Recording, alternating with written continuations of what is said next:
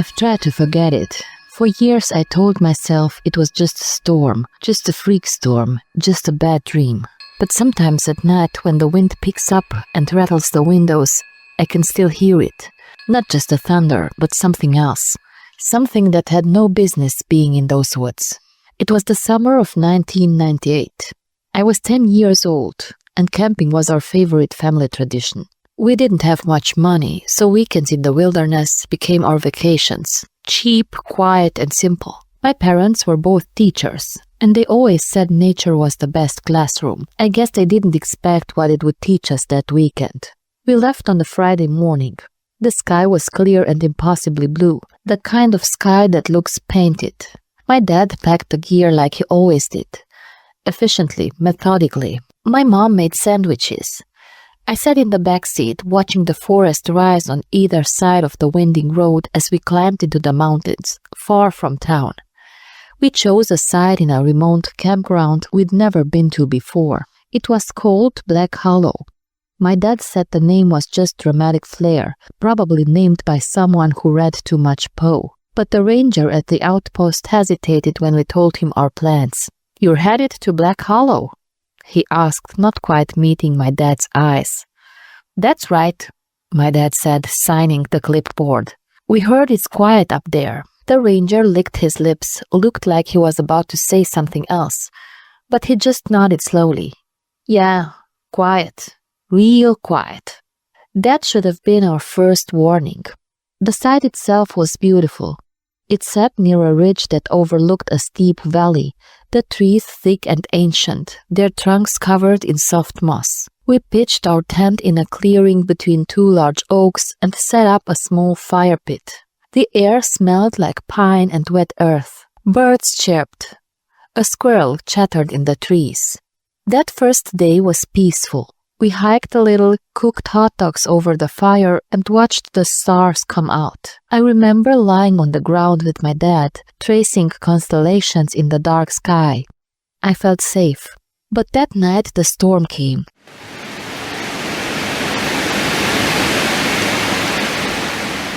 It didn't come gradually, like most mountain storms do. There was no light drizzle to warn us, no wind rustling the leaves. One moment the forest was calm, and the next the sky cracked open like the earth had offended it.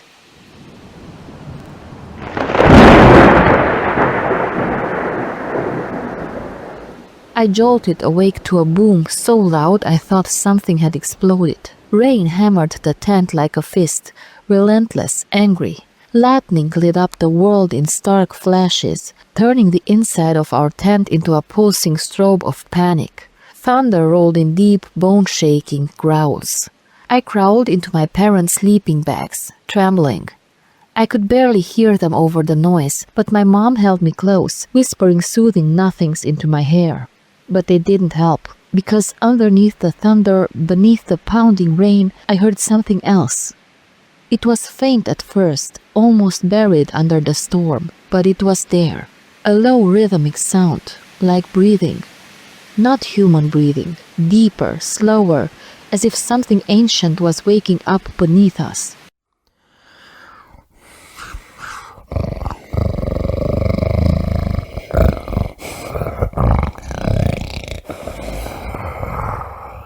I tried to tell my mom, but she shushed me gently. "It's just the wind in the trees, sweetheart. Go to sleep." But the wind didn't growl.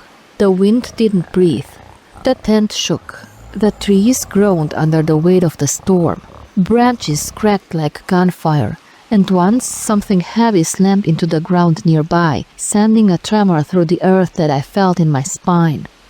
And then, somewhere outside the tent, I heard footsteps, heavy, deliberate, squelching in the wet earth.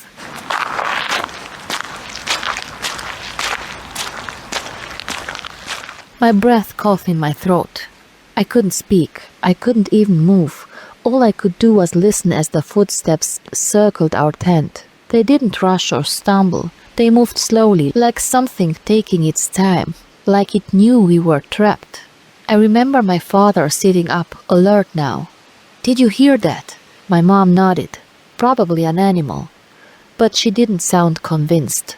My dad grabbed the flashlight and unzipped the tent door a couple inches, peeking out into the storm. The light cut through the rain, casting wild shadows, but we saw nothing. Still, the breathing didn't stop. I couldn't see it, but I knew it was there, just past the tree line, watching us, waiting. We didn't sleep at all that night.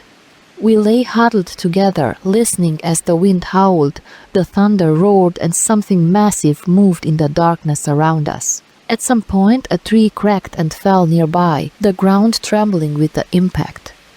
I remember thinking, "It's trying to scare us, it wants us to run." But we didn't.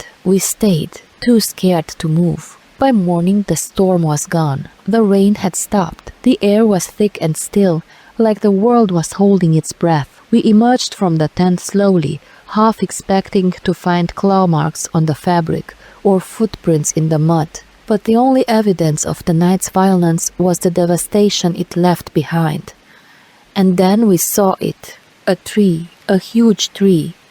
It had fallen just feet from our tent, its trunk massive and jagged, the roots torn from the ground like the earth itself had been ripped open. If it had fallen just a little to the left, it would have crushed us in our sleep. We stared at it in silence. It didn't make sense. Trees like that don't just fall. Not in that direction, not without wind to push them. It hadn't been struck by lightning. The ground around it wasn't flooded. It looked as though something had pulled it down. "I think we should go," my mom said quietly. My dad didn't argue. He started packing immediately. As we worked, I noticed something in the dirt near where the tree had fallen. At first I thought it was just a rock, but as I got closer, I realized it was impossibly deep. A hole. No, not a hole. A print. The shape of it was strange. Not quite a foot, not quite a paw. 4 long marks like claws, and the 5th that curved inwards like a hook. It was at least twice the size of my dad's boot. "Dad?" I called out. "Come look at this." But when he came over, it was gone. The rain had washed most of it away, or maybe the mud had just shifted. He knelt down, squinting at the spot. "Probably just a bear," he said. But he didn't sound sure. We left within the hour. No breakfast, no final hike, no family photo by the fire pit. The whole way down the mountain I felt it. That sense of being watched. Like whatever was out there hadn't finished with us. Like we'd interrupted something, or it hadn't forgotten. We never went camping again. My parents didn't say why. They just stopped. But I know, I've never told anyone the full story until now. Most people wouldn't believe me. Hell, I don't fully believe it. But sometimes in the middle of the night I still hear it. That breathing, that slow, massive exhale that shakes the ground. And I remember the trees, how still they were after the storm, how the birds never came back, how the ranger didn't ask us how our trip was when we returned the permit. He just took one look at us, pale and shaken, and nodded slowly. "Yeah," he said, "that place does that." I wanted to ask him what he meant, but deep down I already knew. Some places don't want you there, and if you don't listen, they make sure you never come back.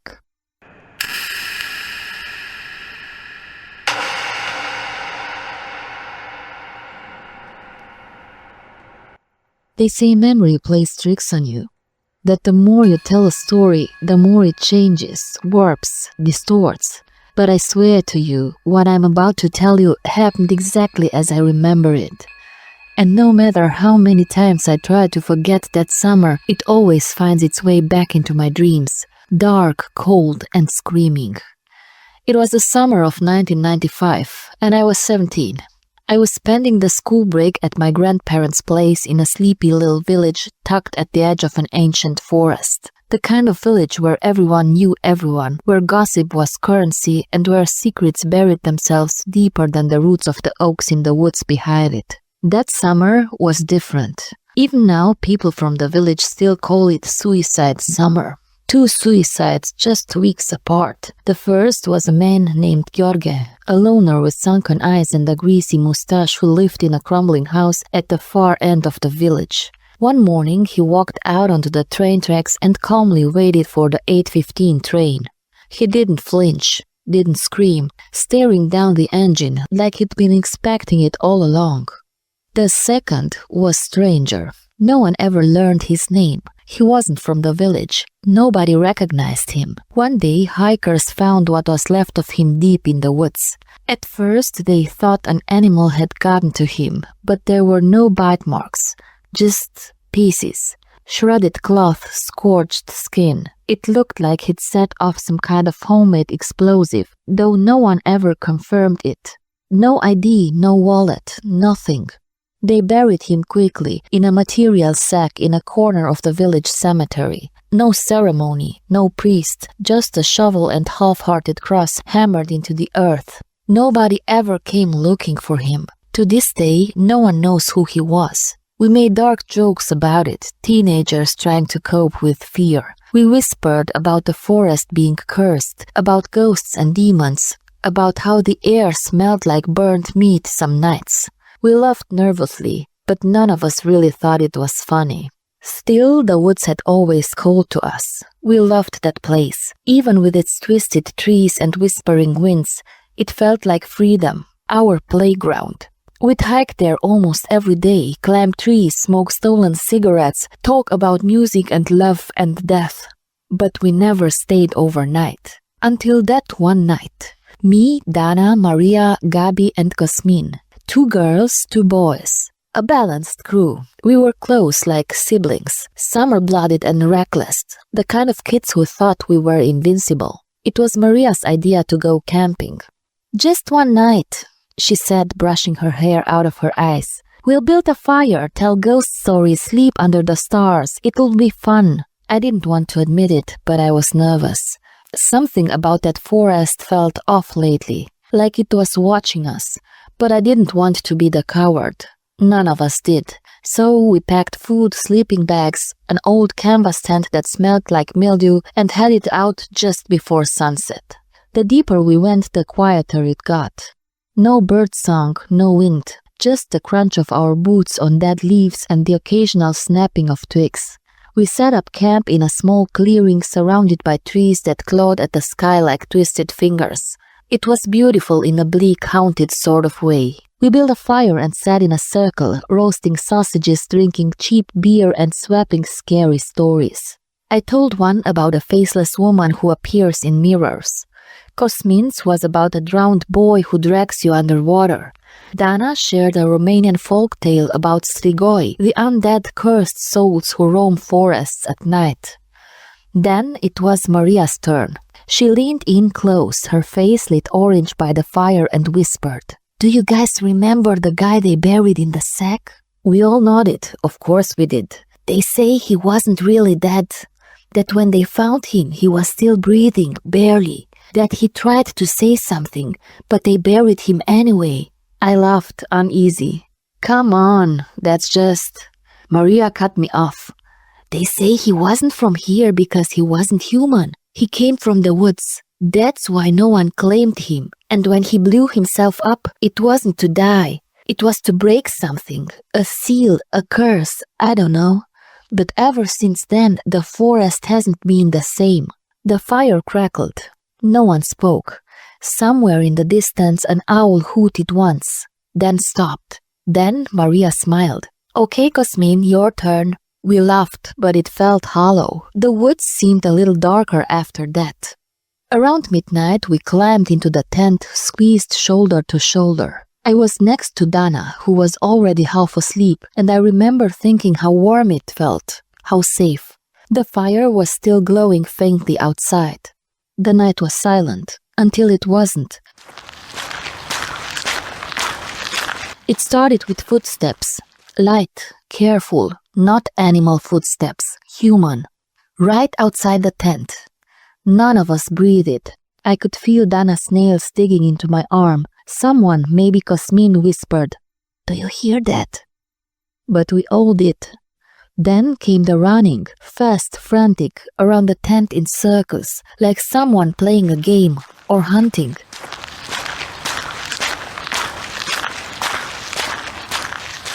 We didn't dare look, we didn't even unzip the flap. Just lay there, paralyzed with fear, clutching our sleeping bags like lifelines. The footsteps stopped as suddenly as they began. Silence again. None of us slept that night. When the sun finally rose, everything looked normal, peaceful even. We crawled out, blinking into the daylight, pretending we weren't still shaking inside. We joked about it. Maybe it was a raccoon or the ghost of the sack guy coming to say hi. But none of us really laughed. We packed up quickly. The path home felt longer than usual, and the deeper we got into the forest, the more uneasy we became. There was this smell, rotten, chemical, sour, like something had died and been left out too long. That's when Dana stopped. "Do you see that?" she said, pointing up. At first I didn't. Then I did. High in the trees, so high it didn't even make sense, was a shape. A body, hanging. Its head lolled at an unnatural angle. Arms swayed gently in the wind. The rope had dug deep into the neck. The feet dangled far above the forest floor. A man, dressed in rags, skin mottled gray, and from the smell he'd been there a while. We stood frozen. No one spoke. Even Cosmin, who never shut up, was pale and quiet. He must have done it during suicide summer. Must have climbed impossibly high and done it. But how? Why didn't anyone find him? Why was he up there? We ran. Didn't stop until we hit the edge of the village. That should have been the end. But it wasn't. We tried to forget. We stopped going into the forest. We stopped hanging out as much. Gabi moved away that fall. Cosmin got into trouble, always fighting, skipping school. Maria, she changed, became quiet, pale, started seeing shadows that weren't there. And me? I tried to bury it, until 2 weeks ago when I visited my grandparents' village for the first time in years. The forest was still there. Still tall, still whispering. And when I walked by its edge that evening, just as the sun dipped below the horizon, I swear I heard it again. Footsteps. I didn't look back. I didn't breathe. And in the silence that followed, I heard a voice, low and broken, drifting through the trees like wind. Not done, not done, not done. So believe me when I say this. Some ghosts aren't tied to places. They're tied to people. And sometimes the scariest stories are the ones that never really end. Not done, not done, not done.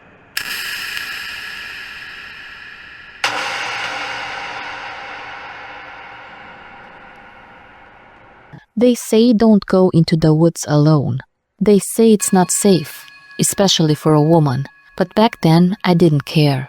I was 35, freshly divorced, no kids, no plans. After signing the papers, I just stopped feeling. Everything felt gray, flat, like someone had turned down the volume on life. So I did something reckless. I packed my tent, my sleeping bag, and a cooler full of canned soup, and I drove until the road turned to gravel and the cell signal dropped. I parked the jeep by the edge of a national park and walked. Not far, just enough to find solitude. The trail forked near a creek, and I took the less traveled path, wandering until I found the perfect meadow. Tall grass, soft earth, surrounded by pines like green cathedral walls. It was beautiful, serene. It felt like the first real breath I'd taken in months. I pitched the tent in the center of the clearing. The sun was still up, casting long cold fingers through the trees. I made a small fire, heated up soup, and sat cross-legged, sipping and watching the smoke rise like a prayer. I told myself this was healing, rebirth, nature washing me clean.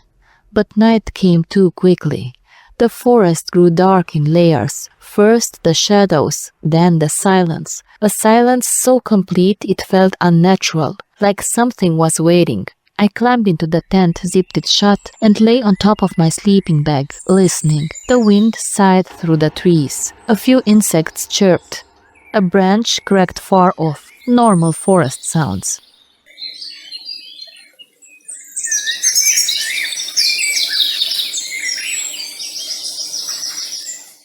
I was just starting to drift when I heard it.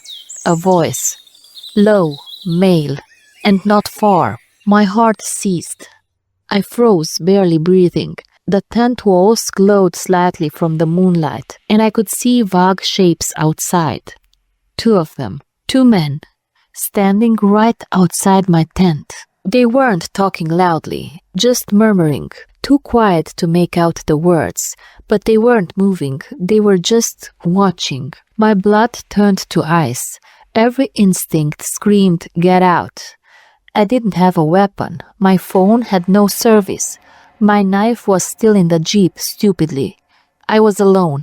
Alone in every sense of the word. I waited, prayed they'd go. That maybe they were just hikers. Maybe they were lost. But no, they stayed. Minutes passed. Then one of them stepped closer. His shadow moved across the tent wall. I heard the soft crunch of boots in the grass. And then a zipper. Not mine, not the tent. Their pants. That's when something inside me snapped. Fear overtook the numbness. I grabbed my boots, didn't even put them on, and ran. I burst from the tent barefoot, dodging between the trees. I didn't look back. I didn't want to see their faces. I only heard one of them say, "Shit, she's running." Then they came crashing after me. I ran like I never had before. My lungs burned, my legs tangled in underbrush, branches tore at my skin. I tripped, fell, got back up. They were close, too close. I could hear them panting behind me, calling out, laughing. I didn't stop. I didn't scream. I just ran until my body gave up and my mind took over, guiding me like an animal through the dark. And then silence. They were gone. Or maybe I'd outrun them. Or maybe they'd stop to toy with me like a cat letting a mouse run before the pounce. But I didn't care. I just kept moving, half crawling, half limping, until I found a hollow under a fallen log. I curled into it like a wounded thing, wrapped my arms around my knees and waited.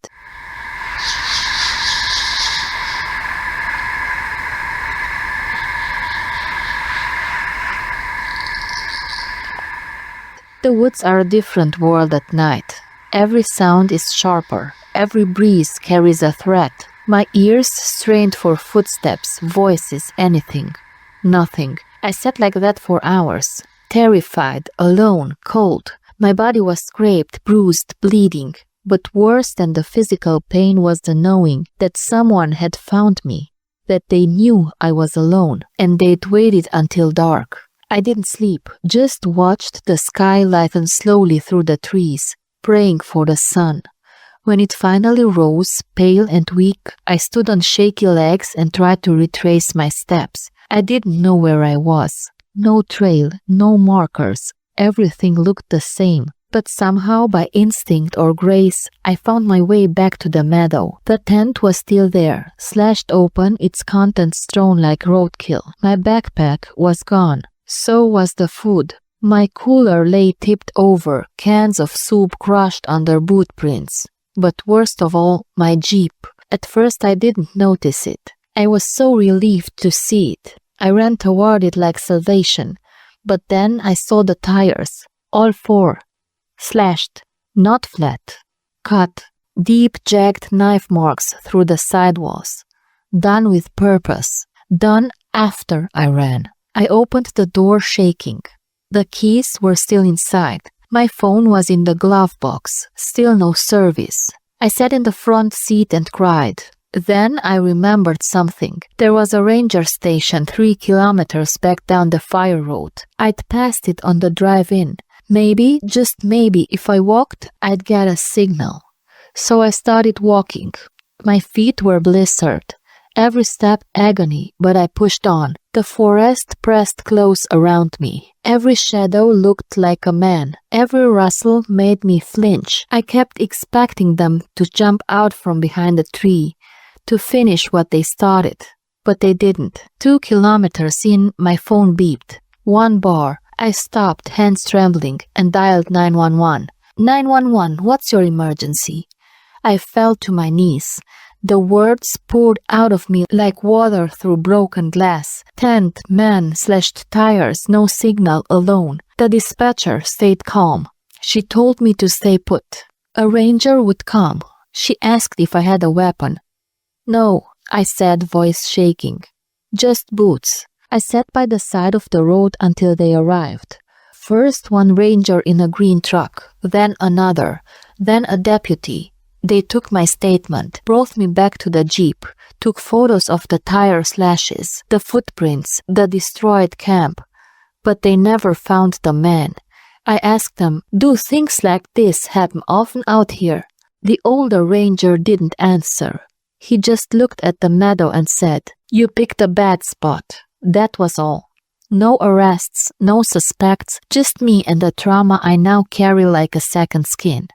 I went home, got the tires replaced, got a new phone, started therapy. I never went camping again. Sometimes people say I was brave for going out there alone, that I must have been finding myself, that nature heals. But nature isn't always healing. And some places, some people don't want to be found.